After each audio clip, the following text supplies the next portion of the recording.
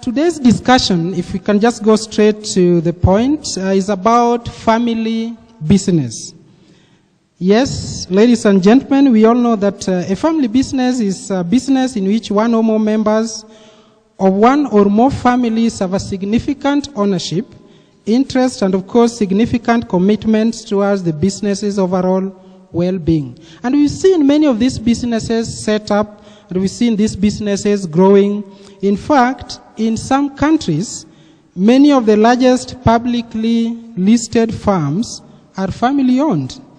Think of Walmart of the USA, the Samsung Group of Korea, Tata Group of India, Foxconn of Taiwan. These are family businesses that have actually grown in leaps and bounds to be the blue chips that we know of. But of course, having said that, we all understand that there are common problems these organizations are facing.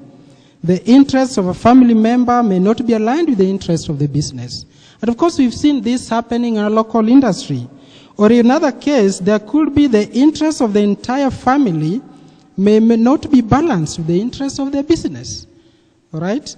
And of course, another issue might be the interests of one family member may not be aligned with another family member's interest. So these are challenges that family businesses are facing. But does it mean that the family runs the businesses? No.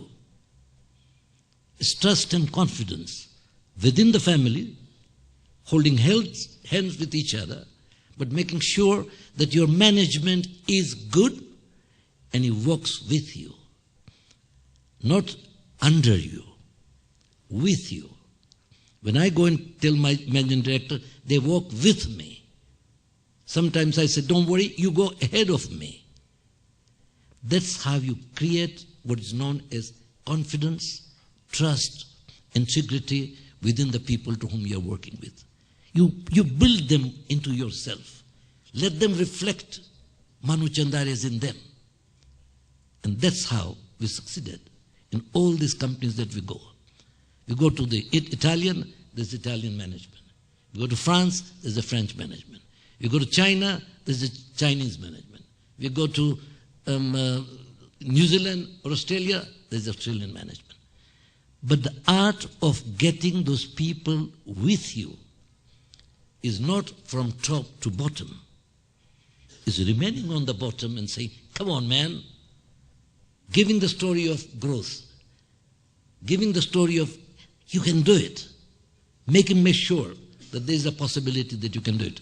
And in 30 years, we're in 50 countries. What does this signify? It doesn't have to be that you have to be having a silver spoon in your mouth to do it. Now, trust and confidence. That is the first fundamental word. Integrity. I cannot put this hand in this pocket and pull it out and put it in this pocket. That attitude must be out. And you must trust. And while you're trusting others, some might take you to the wrong place. But so be it. Out of 10, 15, 20, if one or two spoil, so what? You got to take risks. And without taking risks, you cannot build. Tuskies, I think everybody in this room knows what's going on in Tuskies. You have the issue of executive directors and non-executive directors. Again, it's an issue of corporate governance. Who should sit where? Ownership, shareholders, board members. Is it that because you are in the family or you have the family name, you should sit on the board? No.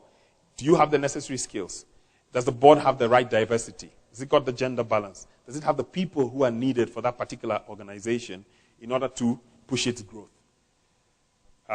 Another very interesting case in terms of corporate governance or governance structures is obviously Reliance Industries, where after the matriarch or the father passed away, you have two brothers fighting for the businesses in India, and they had to literally split a giant business to two businesses just because, again, the governance structures or the issue to do with succession planning may not have necessarily been looked at properly.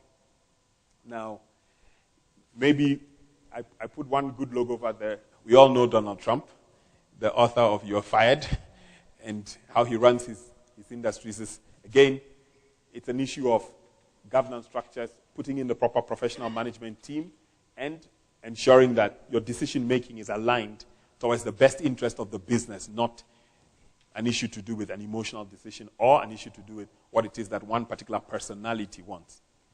Some of the famous authors have said that the three key things that create tension or friction within businesses or family-owned businesses are the issue to do with power, the issue to do with personality, and the issue to do with, ego, like Manu put it.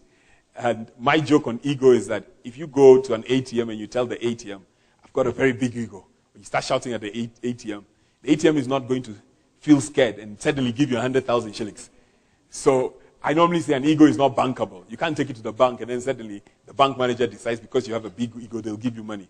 So like Manu was saying, we have to put egos or personalities and the whole issue of power struggle at bay when it comes to business. And at this point, and we can't get into a controversy about this, but the person who came up with the idea and executed it must get the majority shares in that business if it is to continue. Otherwise, that person loses motivation and he moves on to something else.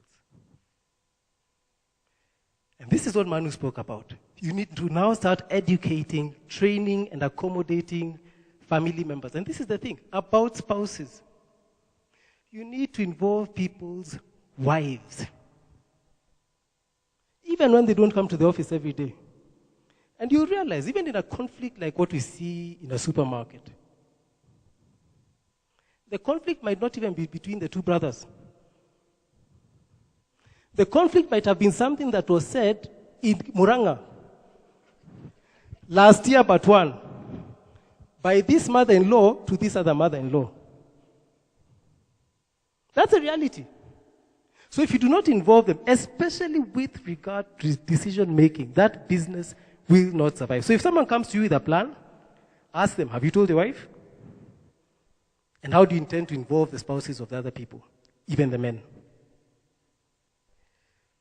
Then after that, we come into the upward trajectory. Now we've sorted out the registration, we have sorted out the ownership in the management. The business is on the way up. It smells of success. 1.5 billion turnover, 3.5 billion paid out, 5.5 billion. Those numbers, aren't you excited when you hear those numbers? Everyone is around you giving you money. Have. Preferential interest rates, everything. Have. Okay? There comes arrogance. Look at what we have done. It's just 3 years. And the worst part about this is the conflict which comes with it. Because now everyone becomes arrogant equally. Even that brother of yours who appeared recently. It's not just me who has a family like that. It's just me who has a cousin who just appears. When things are good, they just appear. And disrupt everything because now it's ours. This belongs to our grandfather. It was ours. All right? And this is the challenge. You need to have predetermined